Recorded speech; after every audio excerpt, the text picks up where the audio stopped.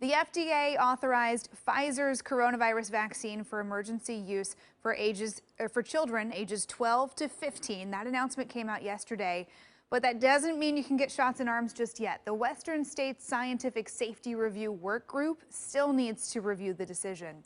According to the Oregon Health Authority, they will meet to do this tomorrow. Yeah, we wanted to know what other health officials are saying about this news. So we're joined now by the medical director of the Pediatric Clinic at Randall Children's Hospital, Dr. Brad Olson. Good morning, Dr. Olson. Good morning, everyone. Yeah, thanks for being here. So as a parent, I was super excited to hear this news yesterday. How important is getting our children vaccinated when it comes to, being done with this pandemic?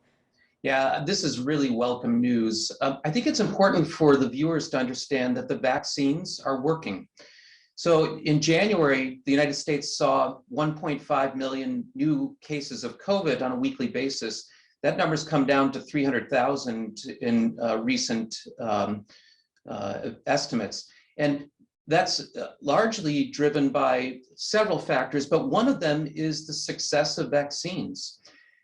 In Oregon, 57% of adults have received at least one vaccine, but that leaves our children uncovered. And so we're beginning to see surges of infections in kids. In fact, 25% of all new infections now occur in children, whereas at the beginning of the pandemic, it was only 3%. So the vaccines are working.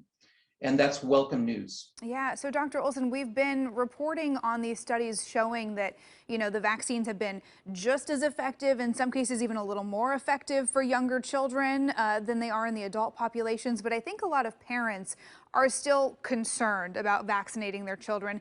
Is there anything they need to know about in terms of risk factors for these vaccines? Are the side effects any different in this younger population? Yeah, I think people can take comfort in the fact that we've already given out 1.8 million doses of the Pfizer vaccine in Oregon. And there have to date not been any serious adverse events. So these are very safe vaccines, and they give us the opportunity for children who are vaccinated to begin to go back to doing normal things, summer camp and in-person school in the fall. Yeah, I think a lot of parents, too, that are planning summer vacations are really receiving this news as welcome news. Now, this is Pfizer we're talking about.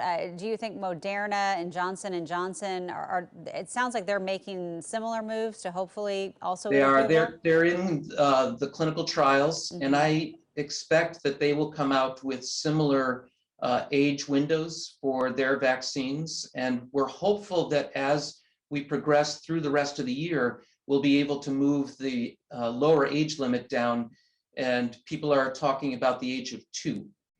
Yeah, we know Pfizer now is looking at children 2 to 11 years old. What do you think the timeline could look like for those younger kids? Some of the news reports that I've read indicate that September timeframe is a possibility.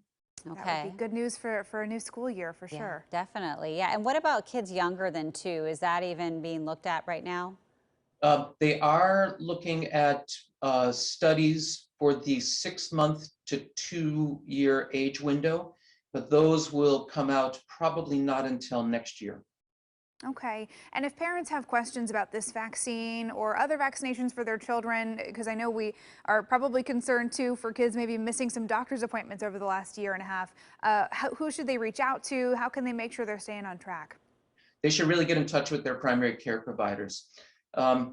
We anticipate that the major vaccine sites will have availability for the Pfizer vaccine in the new age window in the next couple of days. But for further questions, they should just contact their primary care providers. Okay, Dr. Brad Olson, thanks for the information and for joining us this morning. My pleasure.